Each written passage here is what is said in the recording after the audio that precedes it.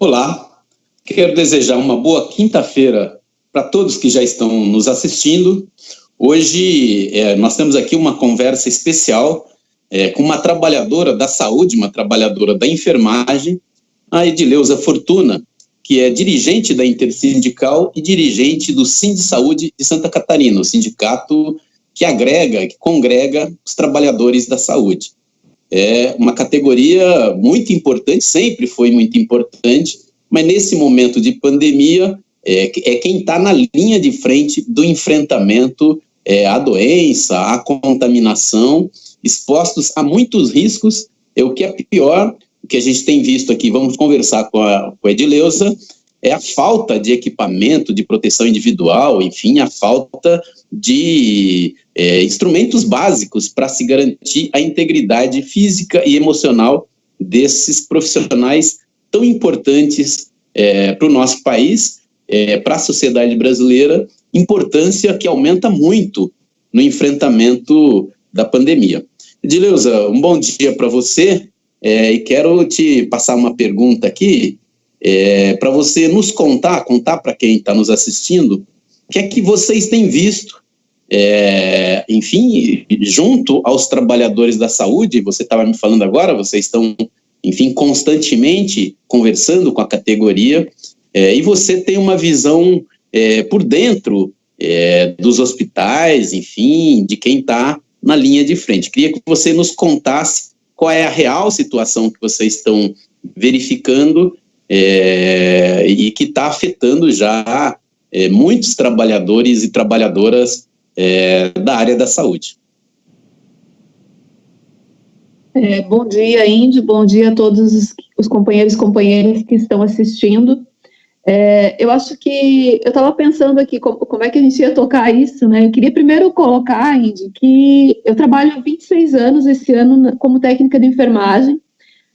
Já passei por várias unidades hospitalares, né? Hoje eu trabalho no Hospital Florianópolis, que é um hospital, uma organização social, que alguns trabalhadores ficaram cedidos do Estado, outros cedidos do Ministério da Saúde e muitos trabalhadores CLT, que são um contrato precarizado, diferenciado, e que precisam se submeter à lógica do mercado dentro da saúde.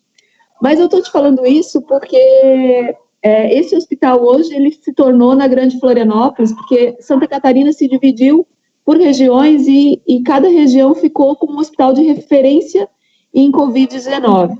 Então, essa organização social ficou como referência em Covid-19. Foram liberados todos os outros pacientes e a gente só atende esse tipo de paciente. Lá no começo da minha jornada como profissional de saúde, eu ia fazer pedagogia.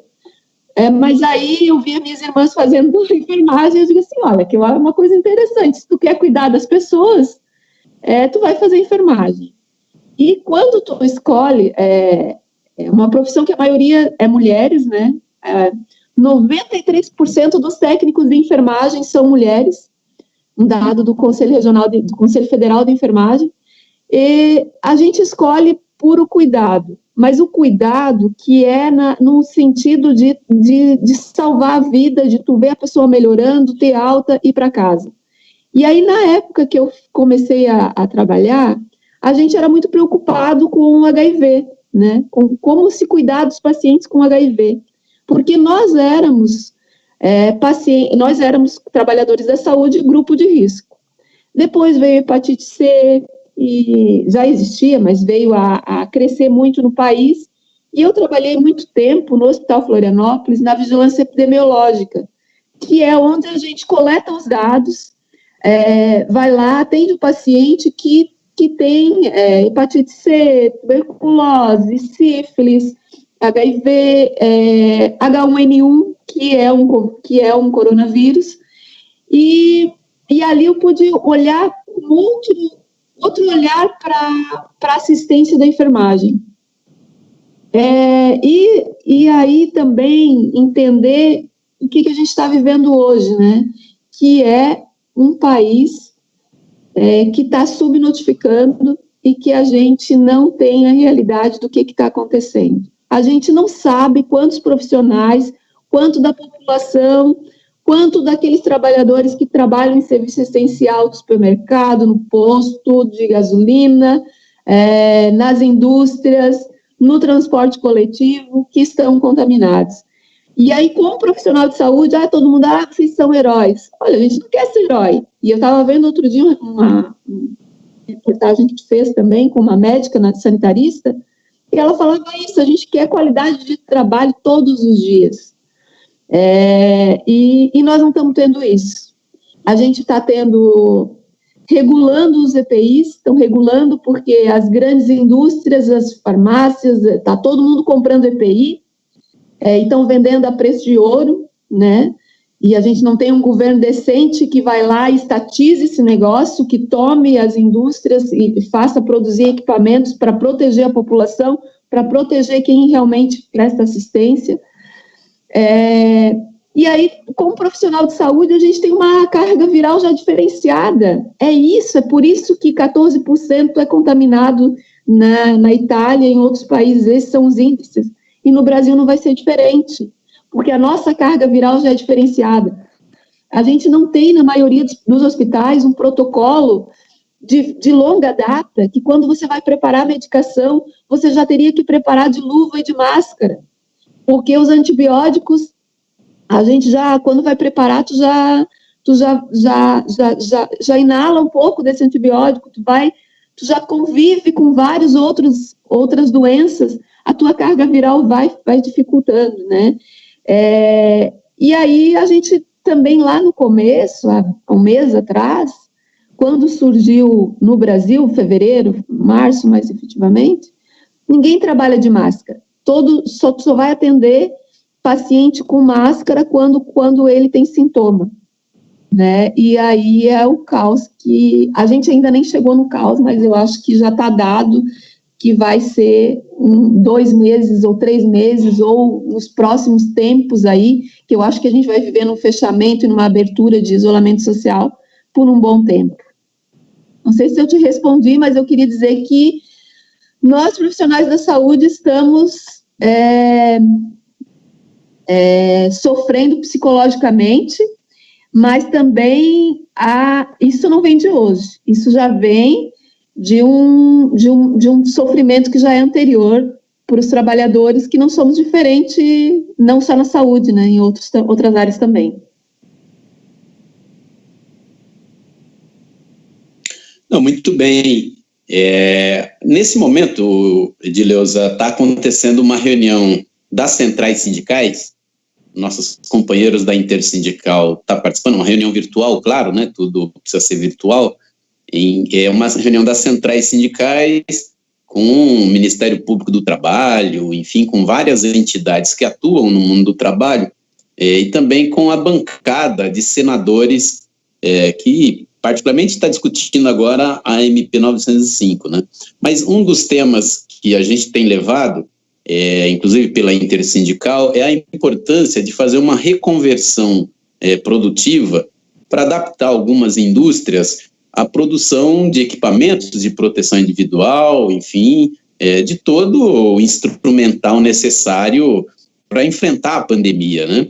Seja os equipamentos de proteção individual, a questão da vestimenta, e seja também todo o instrumental cirúrgico, enfim, aquilo que os médicos, os enfermeiros e, enfim, como você disse, a grande maioria mulher, né, necessita para dar o atendimento à população adoecida. Agora, você falou aqui da conversa que a gente teve com a doutora Maria Maeno, que é médica, sanitarista, uma pesquisadora, uma pessoa que conhece profundamente também a área da saúde, enfim, e os dilemas enfrentados pelos trabalhadores. A doutora Maria já tem décadas aí de luta, em particular na questão da saúde do trabalho.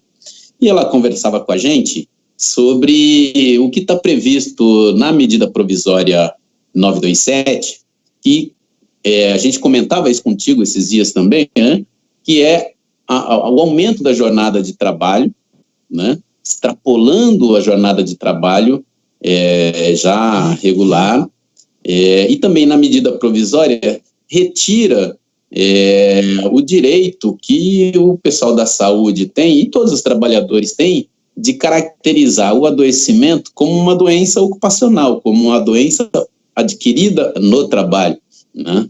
Isso traz prejuízos, porque pode ter consequências para a saúde, né? Todos nós sabemos, tem enfim, sequelas, e isso é mais uma forma de o governo não apenas não valorizar, mas desvalorizar, né? Eu queria que você comentasse esses dois aspectos, o aumento da jornada e a impossibilidade aí dos trabalhadores caracterizar o seu adoecimento por coronavírus, na medida em que adquiriu o vírus no ambiente de trabalho, né? Mas acho que particularmente o problema da jornada é mais grave ainda, né? Então, sobre a jornada, a gente vem, Santa Catarina e Paraná, Paraná tinha e o Requião acabou tirando as 30 horas da enfermagem, mas a Santa Catarina a gente já tem para os servidores públicos as 30 horas da enfermagem desde 96. E aí, uma luta que é nacional para a enfermagem, os médicos têm uma carga horária de 20 horas, e aí tem 3, 4, 5 vínculos. O pessoal do raio-x, né, que trabalha no raio-x, na tomografia, ressonância, tem carga horária de 20 horas, porque estão expostos, né, inclusive tem um equipamento que é para dosar, mas infelizmente trabalham em 2 ou 3 vínculos, porque não adianta reduzir a jornada e não ter um salário digno, né? O que acontece? Por que a gente ganhou 30 horas em Santa Catarina e a luta que foi da greve, a minha primeira greve em 96, né? A primeira vez a gente nunca esquece.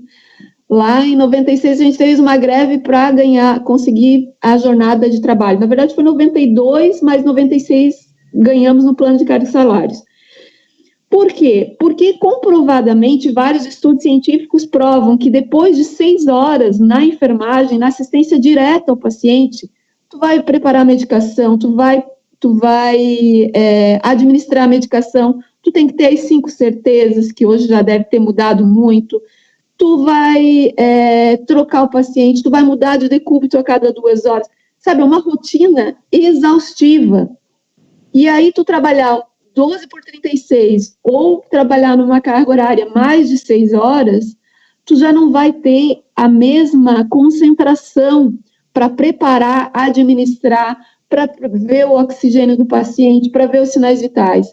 Então, a assistência ela fica prejudicada direta no paciente. E aí, depois de 12 horas, a gente era, antes da 927, não podia, tu tinha que ter 6 horas de descanso. Agora não. Agora tu pode tocar 24 direto. E aí, qual é a qualidade que tu vai ter? Outro dia teve uma enfermeira de uma UTI e não está longe, essa é a realidade que está vivendo os profissionais por conta da falta de EPI.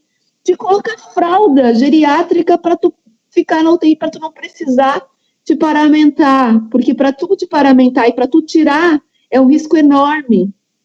Tu tira primeiro a luva, daí tu lava a mão, daí tu tira a máscara, daí tu lava a mão. Entendeu? Tem toda uma rotina para se paramentar e para tirar.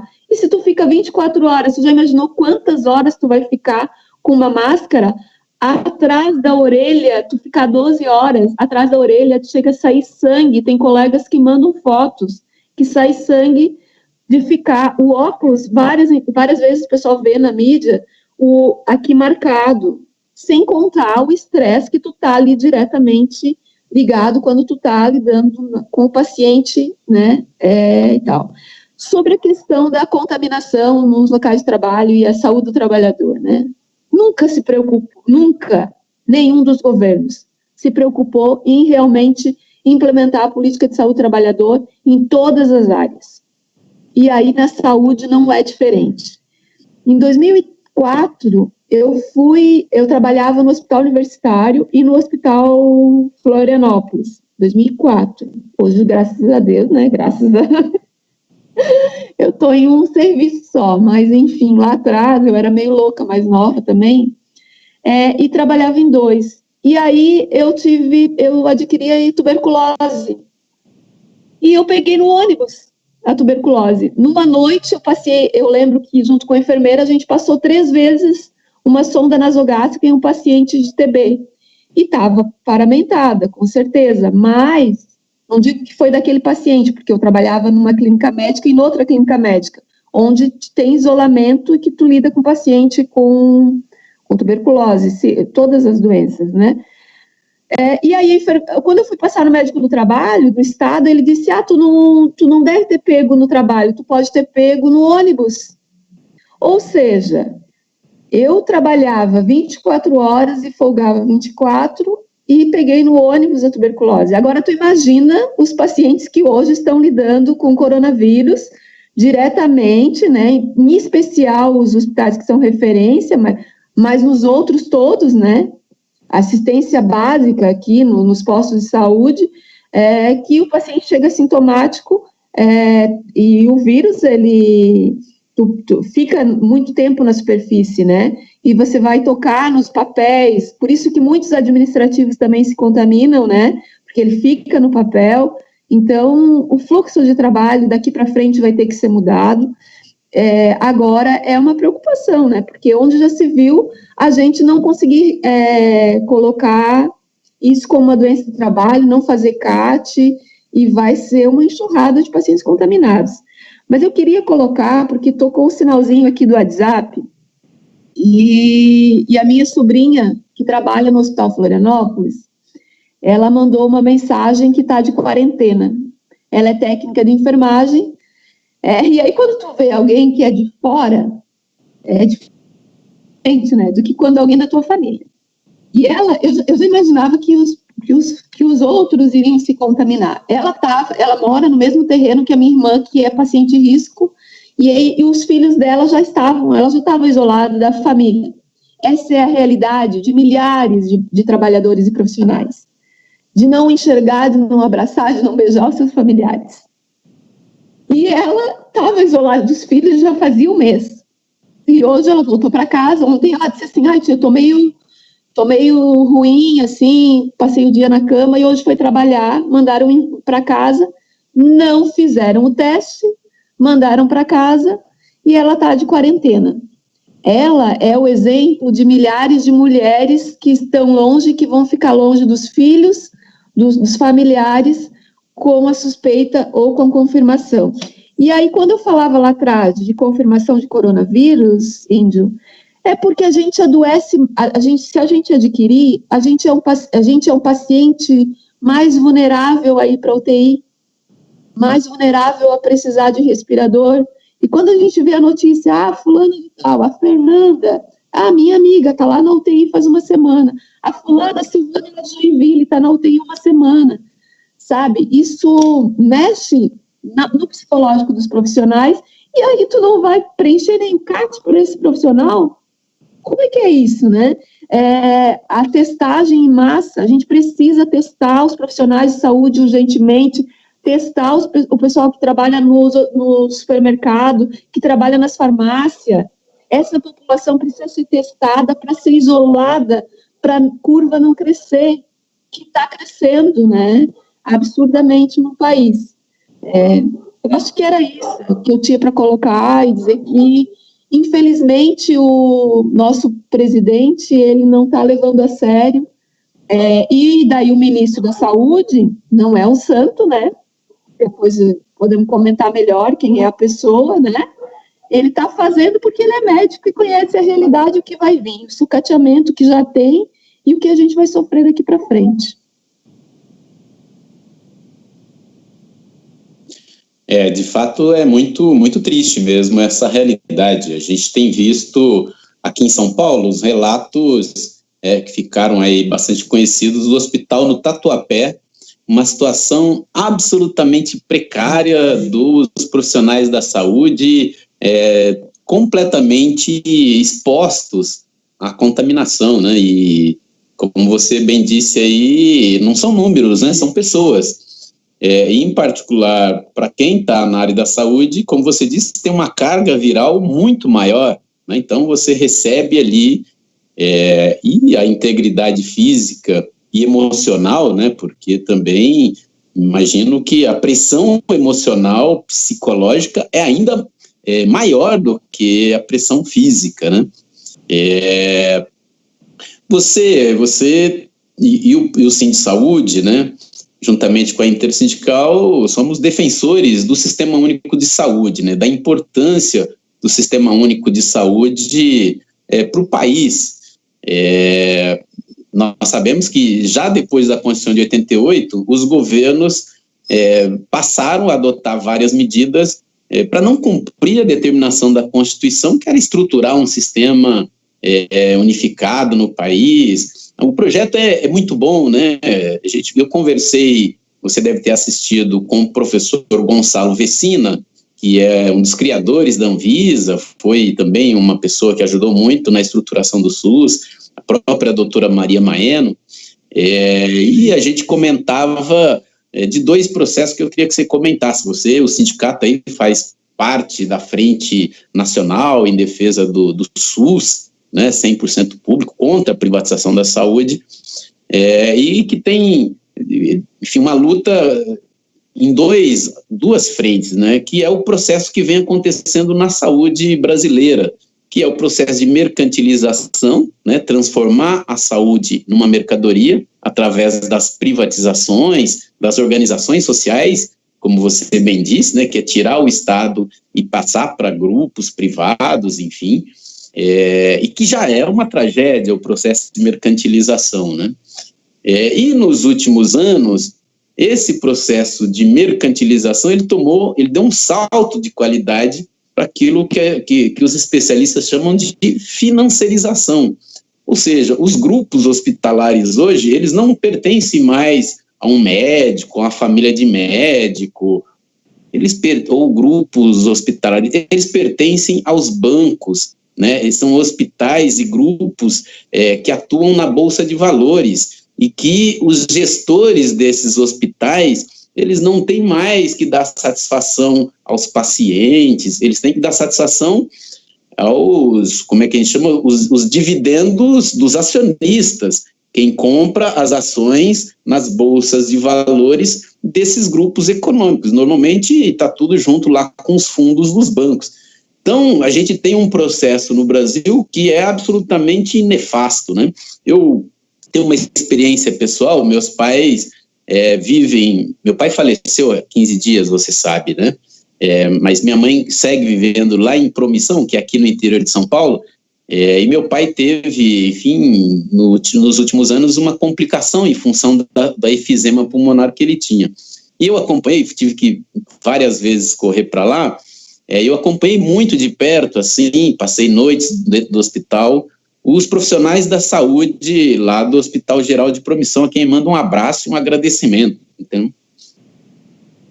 Como você diz, são trabalhadores muito abnegados, né? Que assim eu ficava com orgulho toda vez que eu via o profissional entrar, que a importância que ele dá, o cuidado que essas enfermeiras e os enfermeiros dão, e uma que sempre, inclusive, é delegada sindical lá do hospital, ela vem nas manifestações, ela me via lá, falava, você está aqui agora, né? Eu te vejo sempre nas passeatas, e ela me lembrou, faz 20 anos que esses profissionais não têm um reajuste de salário. No máximo, às vezes, conseguem uma correçãozinha da inflação, mas o salário está lá atrás, né? E os profissionais da saúde são os mais mal pagos que a gente tem em vários estados. Aqui em São Paulo é um escândalo o salário dos profissionais da saúde. Eu queria que você comentasse, então, já nesse bolo todo, qual a importância do SUS, do Sistema Único de Saúde, né, do papel do Estado, do financiamento necessário para estruturar esse SUS, já em situações normais, né? Numa situação diante de uma pandemia, isso fica muito ressaltado. A própria população agora está vendo qual é a importância de ter um SUS, né? Esse negócio de ter plano privado, as categorias, claro, as categorias querem, porque também a fila, a demora do atendimento, mas a gente sabe que os casos de complicação, os casos mais sérios, quem precisa tratar de um câncer, de uma doença mais grave, é o SUS que recorre, né? Então, a gente precisa de financiamento e precisamos defender Sistema Único de Saúde. Queria que você comentasse o SUS num contexto de desmonte do Estado e num contexto aí que a população percebe da sua importância. Que bom. Vamos lá. Então, primeiro, eu acho que falando do SUS, né, o que a gente defende, diferente de várias outras correntes aí que defendem o Sistema Único de Saúde, a gente construiu na Frente Nacional contra a Privatização um conceito de um SUS que seja público, estatal. E por que ele não basta ser só público? Porque ele precisa ser estatal, com trabalhadores com concurso público, que seja de qualidade, porque se ele for só público, pode ser administrado por OS, por OCIP, a EBSER, as empresas que administram as empresas dos hospitais universitários, elas são públicas, mas não são estatais, porque elas são regidas por iniciativa privada, né? Então, dentro desse conceito que a gente defende na Frente Nacional contra a Privatização, a gente está resgatando um conceito de saúde, lá da Constituição de 88, lá da reforma sanitária, que é muito mais amplo. Porque quando você vê hoje a gente defender na intersindical que a gente não pode ficar só na defesa do profissional de saúde, a defesa só da saúde, a gente tem que debater condições de trabalho para todos os trabalhadores, a gente tem que defender a educação pública de qualidade, porque o conceito de saúde é isso, é educação, é moradia, é alimentação, é direito à terra, é quase que um socialismo mesmo, e é isso que se defendia lá atrás no conceito de saúde, é isso que Cuba tem como conceito de saúde, que as pessoas sabem quem é o seu agente de saúde, é isso que a gente precisa continuar defendendo. E por que aconteceu lá atrás na Constituição, se deixou que podia ter o complemento da iniciativa privada. Olha o tamanho da cagada que foi feito, né? Não estou dizendo que os que militaram fizeram isso. A gente não teve a força suficiente para barrar, porque é um inimigo grande, né? Um inimigo gigantesco. A saúde privada, a mercantilização.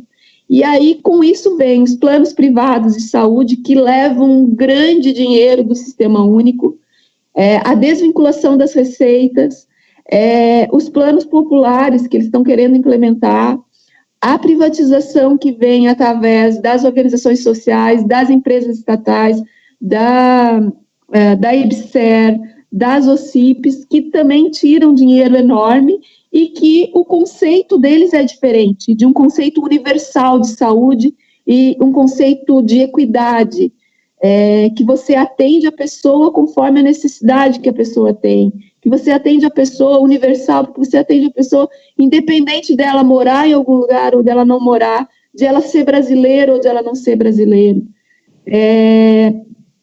Esse conceito de sistema único de saúde que a gente tem aqui no Brasil, ele não é fortalecido porque os governos vêm destruindo fora. Por exemplo, o ministro que a gente tem hoje, o cara está lá muito bonzinho, mas ele vem da iniciativa privada. E aí, quando a gente vê 7 milhões para um hospital aqui, 20 milhões para construir um hospital de campanha lá não sei aonde, outro hospital de campanha e tal. E quem é que vai administrar esse hospital de campanha? A iniciativa privada, as organizações sociais que estão administrando e estão levando dinheiro da saúde pública.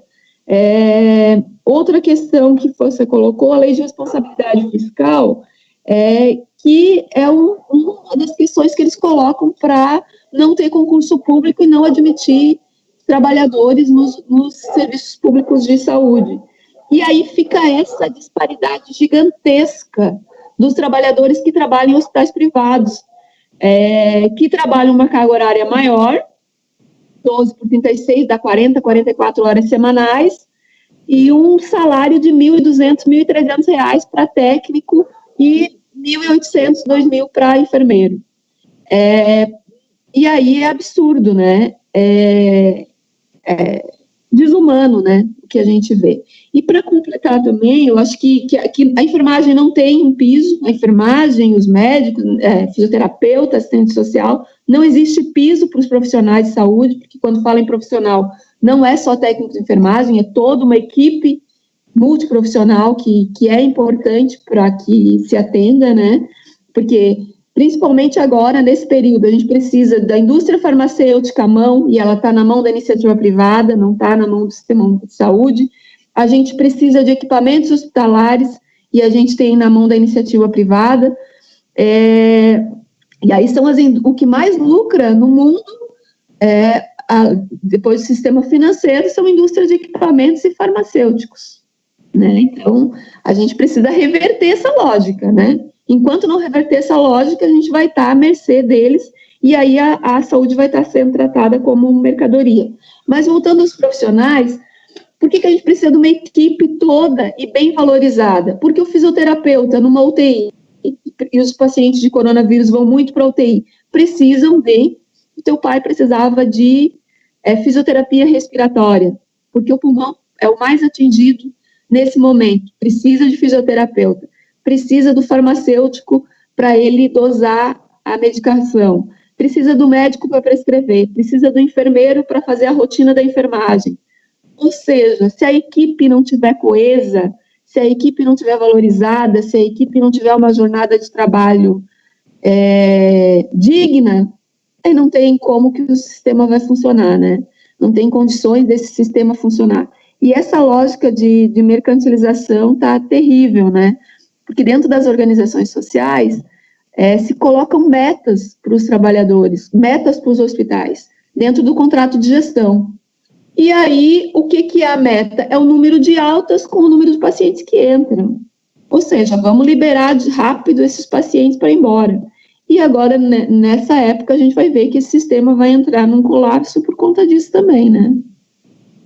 Mas eu acho que era isso. Do tanto que você me colocou, eu acho que eu consegui responder um pouco.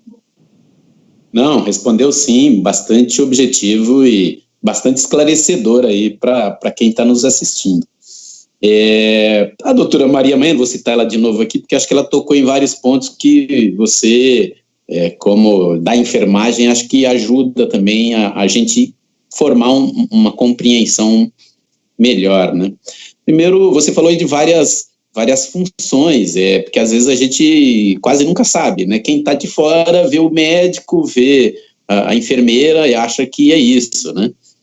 Mas a doutora Maria Meno falou muito da importância da atenção básica, de quem está nas áreas de vigilância, quer dizer, tem um conjunto de atividades, de funções, de pessoas, né? De carne e osso, que faz esse atendimento chegar a quem precisa de forma integral, né? Porque, enfim. Agora, eu queria que você comentasse um pouco qual é a importância que você vê de uma centralização a partir do governo de toda a estrutura hospitalar, médica e de saúde do país. Porque, como você bem disse, uma parte grande está na mão da iniciativa privada, né?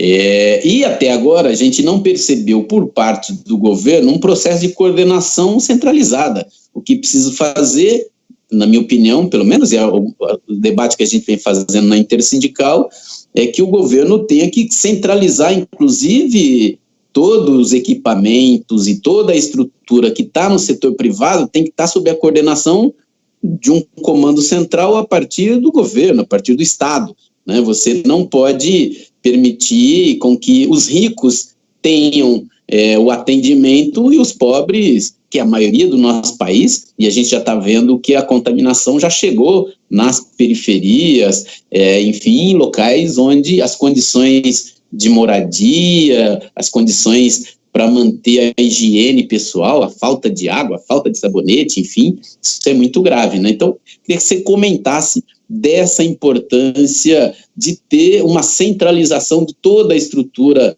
médica, de saúde e de assistência médico-hospitalar para se garantir o enfrentamento à pandemia de forma eficaz, né?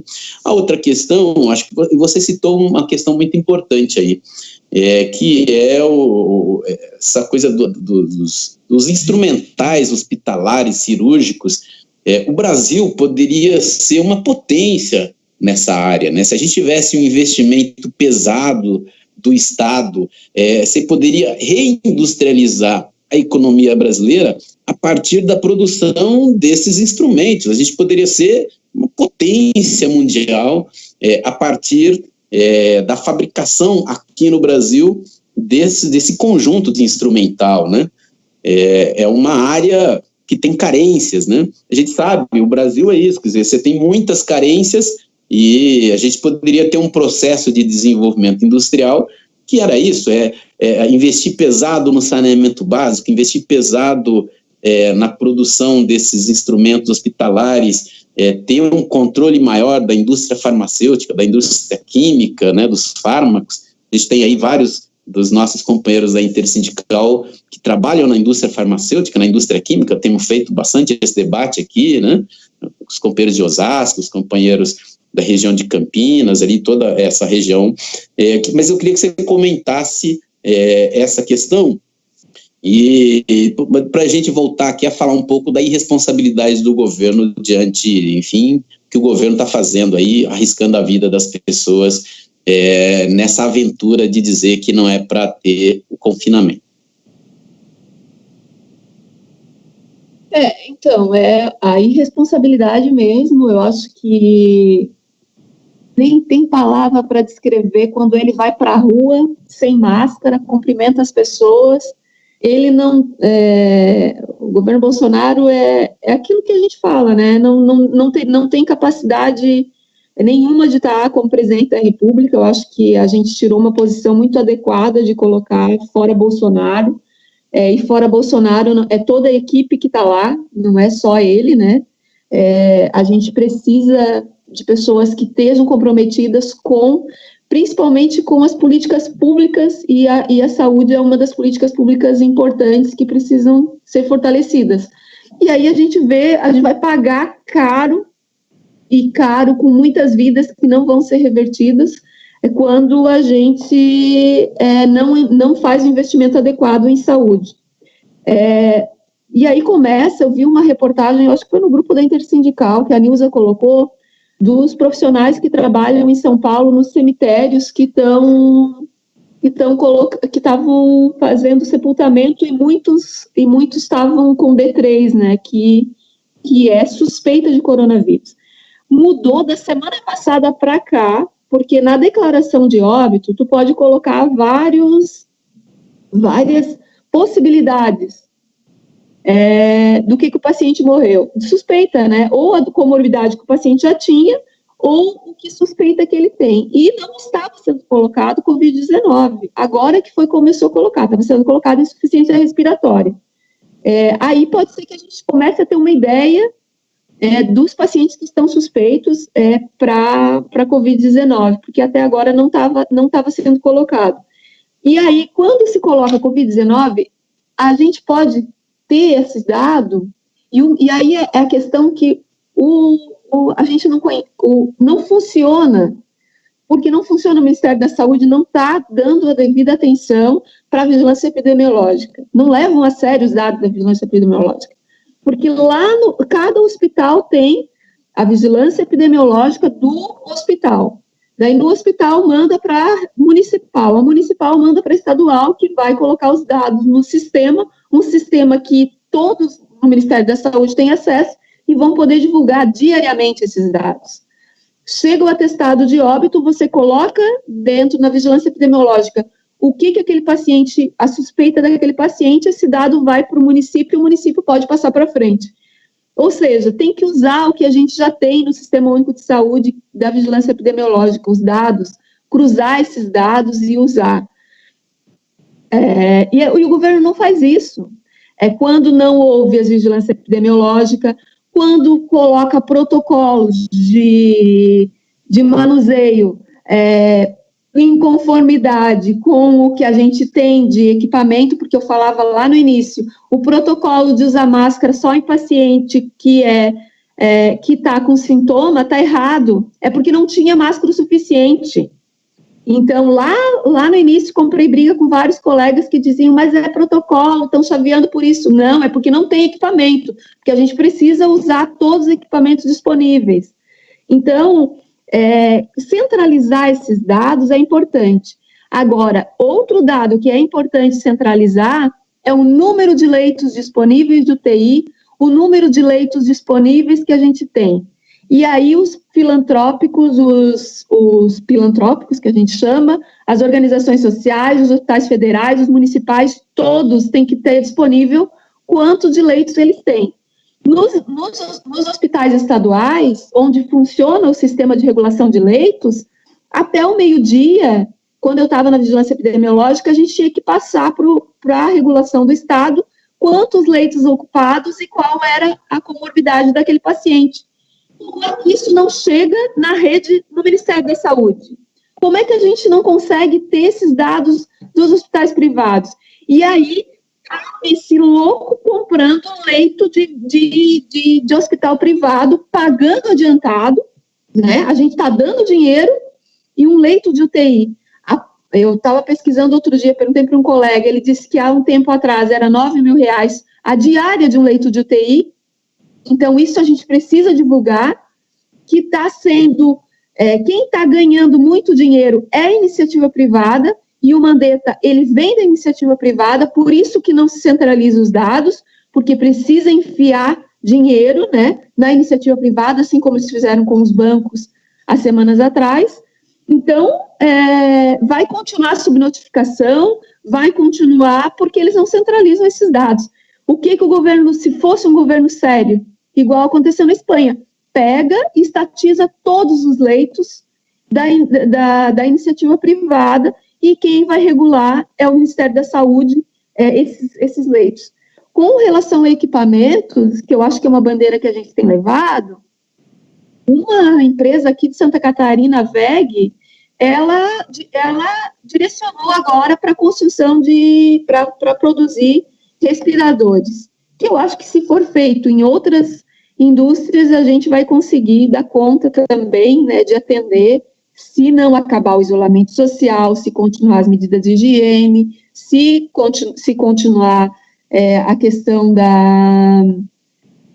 do uso de máscara. Agora, o isolamento social só vai ter, daí o que a gente falava lá atrás, né, só vai conseguir fazer isolamento social se as pessoas conseguirem ficar em casa. E como é que a pessoa vai ficar em casa se ela tem que dar comida para o filho, né? Então, é um conjunto de medidas que precisam ser tomadas, não é só na saúde, precisa assistência social.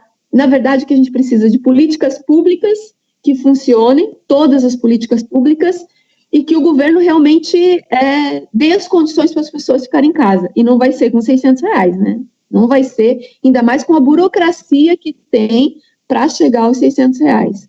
Mas antes, só de passar para ti, como a atenção básica é importante. Eu estou aqui trancada com a minha mãe, né, que tem, sabe aquele grupo de risco que tem todas as doenças? Minha mãe tem tudo, né?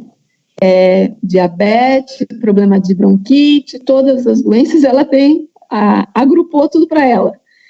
Então, estou aqui cuidando dela. E o SUS é maravilhoso, né? Se tivesse investimento mesmo, a gente seria top.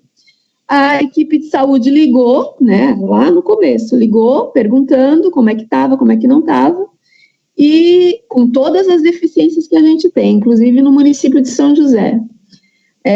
E qual é o dia? Está aqui agendado, eu vou fazer a vacina na tua mãe. Eu disse, olha, eu tenho o meu filho que ele é asmático, tem condições de fazer nele?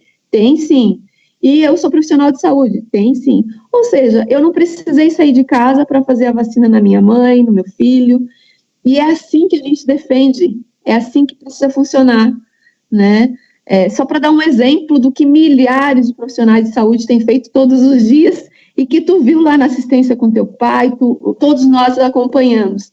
Se tiver valorização, vai funcionar, que é uma beleza. Se tiver financiamento, se parar de tirar dinheiro do serviço público e colocar na iniciativa privada, vai funcionar o Sistema Único de Saúde. Então, é alguma das colocações que eu tinha para fazer. Muito bem, quero agradecer bastante aqui, Edileuza. Nós estamos com várias pessoas comentando aqui, seguindo, vamos tentar aqui, eu quase nunca consigo, mas aqui, ó, o Osmar Negreiros, ele fala, então os números que a mídia mostra são diferentes da realidade, né? A Vivian Aviaras, né, aí de Santa Catarina, os trabalhadores de hospitais que estão com suspeita de Covid não estão sendo testados, pois o número de teste é ínfimo.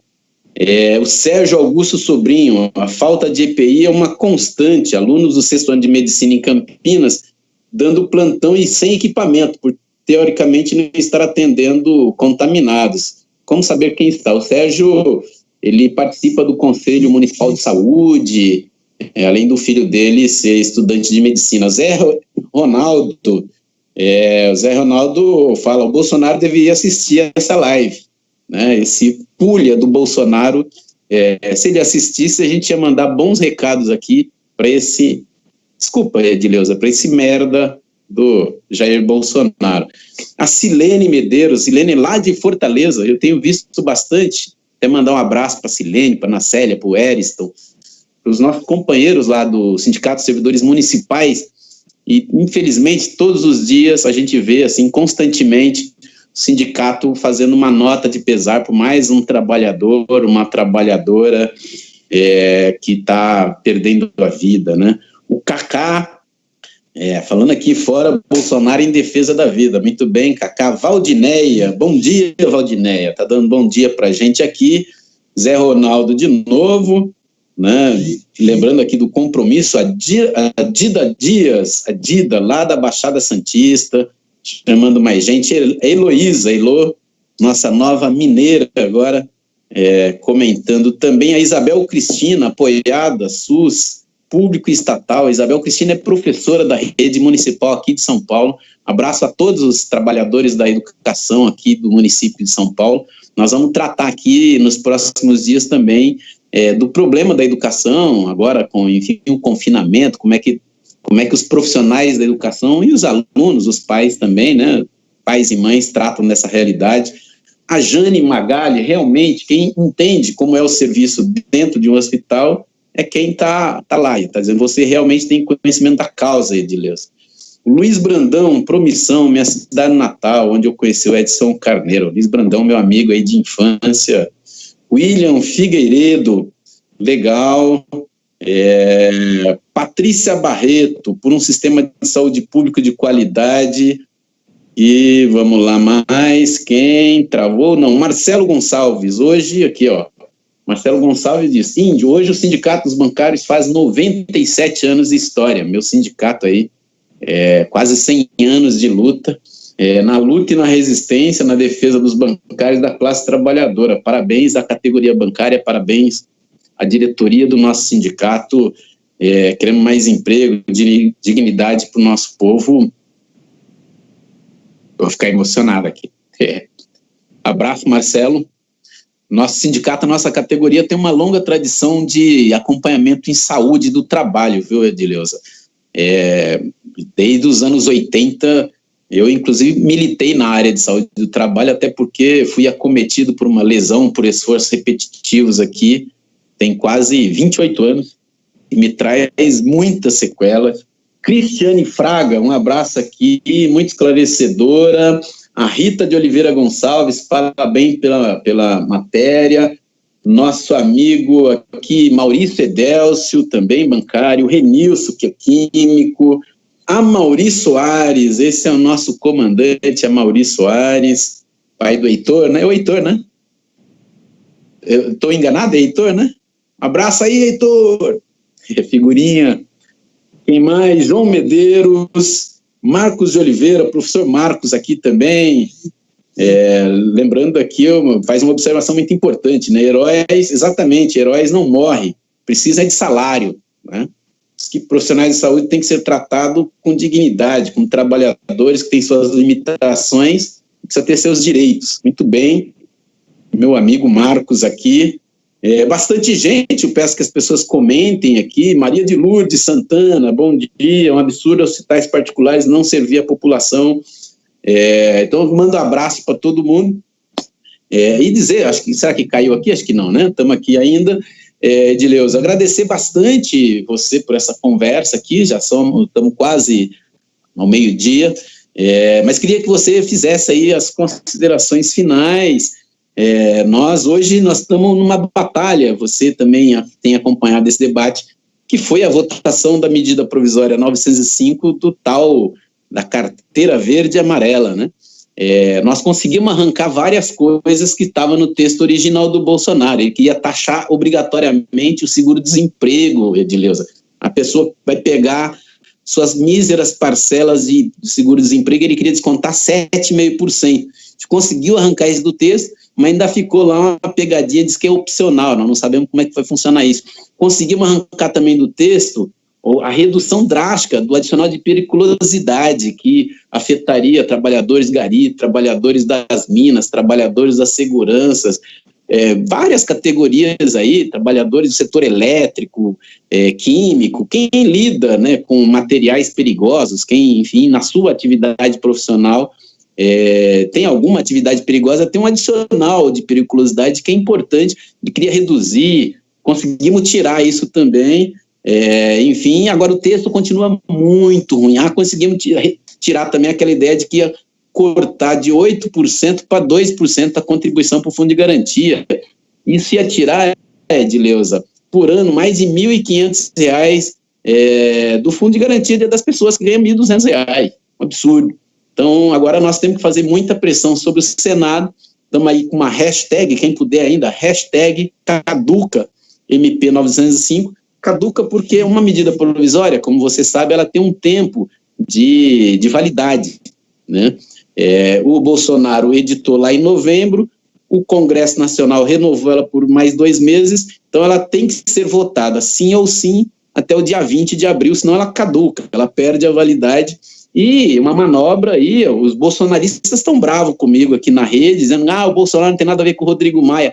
Tem sim, Rodrigo Maia, junto com o Bolsonaro, junto com o Dória, junto com a Rede Globo, junto com toda essa patifaria que defende, e estão defendendo aí a medida 905, diz que é para gerar emprego. Que vai gerar emprego que nada, vai gerar mais emprego, mais rotatividade no mercado de trabalho e vai precarizar o trabalho, principalmente da nossa juventude, das mulheres, dos homens, dos nossos mais idosos acima de 55 anos, população, a juventude negra, as mulheres negras, vão perder muito com essa medida absurda do Bolsonaro, do seu Rodrigo Maia, do seu Dória e da Rede Globo. É isso. A medida provisória é do Bolsonaro sim, é do Rodrigo Maia sim, é do Dória sim e é da Rede Globo. Essa canalha que quer acabar com os direitos dos trabalhadores para defender bilionário.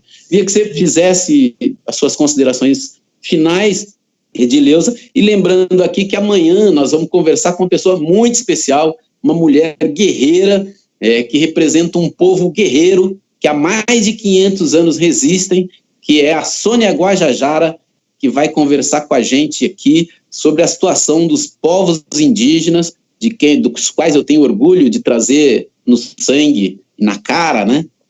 A minha herança. Então vamos conversar amanhã com a Sônia Guajajara, a partir das 11 horas da manhã.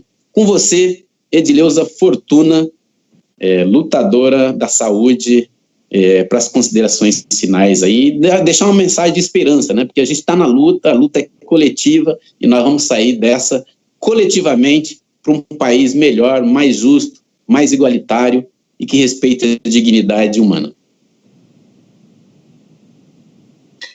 Então, Índio, agradecer pelo convite, né? Eu acho que quem está na linha de frente é difícil de analisar, né? A gente se envolve com sentimentos, com tudo, com os profissionais que estão lá, que a gente vem lutando há muito tempo pela qualidade desses trabalhadores, pela saúde, pelo salário digno, e agora todo mundo vem dizer, vocês são heróis, vocês são heróis. A gente realmente tem lutado bastante para que, não só nessa época a gente seja herói, para que tenha um sistema de saúde forte, para que tenham profissionais bem treinados, né? Infelizmente, a gente vai passar ainda uma tempestade. Sabe quando vem aquela brisa, né? A tempestade está vindo, e a tempestade está chegando, e a gente precisa de EPI, a gente precisa de isolamento social, a gente precisa de um governo sério que realmente se preocupe com a vida da população brasileira, de todos os cantos, de norte a sul, do Iapoque ao Chuí, para que a gente consiga suportar e superar e construir o tão sonhado, a nova sociedade, né, que a gente defende todos os dias, e não vai ser com esse governo, por isso a gente precisa derrotar, a gente precisa derrubar o Bolsonaro, todos os ministros, inclusive o Mandetta, para construir um sistema forte, para construir uma sociedade justa. E não é nesse momento, né, eu acho que essa brisa que está vindo, ela mostra que os profissionais, infelizmente, vão adoecer ainda mais, né? A gente vai passar por essa tempestade, a gente vai precisar se fortalecer bastante, porque um profissional para trabalhar numa UTI, ele precisa de um bom tempo de treinamento, né? E a gente não vai ter esse tempo para treinar, a gente vai ter que trocar a roda do carro com o carro andando, mas eu acredito nessa categoria, nesses profissionais do Brasil todo, do mundo todo, que são treinados no dia a dia, que a gente vai conseguir, a gente vai superar essa, porque nos nossos cursos de formação, a gente faz com muito amor. Já que não tem tantas qualidades, eu acho que intersindical e sindicatos precisam estar todo dia denunciando isso, né? E precisa dizer que precisa ter isolamento social, porque daí a gente vai estar blindado lá dentro dos hospitais, se tiver organizações de trabalhadores fortes. Então, é nisso que eu gostaria de focar, que a intersindical, que os sindicatos do Brasil afora abracem essa causa para a gente derrotar realmente essa pandemia com a organização dos trabalhadores. Não pode sair de casa, mas participa das lives, participa das reuniões online, se organizem nos seus sindicatos, porque é a organização dos trabalhadores. Uma hora a gente vai precisar ir para a rua, para derrotar essas medidas provisórias que estão aí, a gente precisa derrotar essa reforma trabalhista que já passou, a gente precisa transformar isso para construir uma sociedade mais justa. Essa MP e as outras milhares de MPs que estão aí, né, a 927, todas as outras, que retiram direitos dos trabalhadores, não tem nenhuma que venha para fortalecer os trabalhadores. Então, é para isso que a gente precisa se organizar.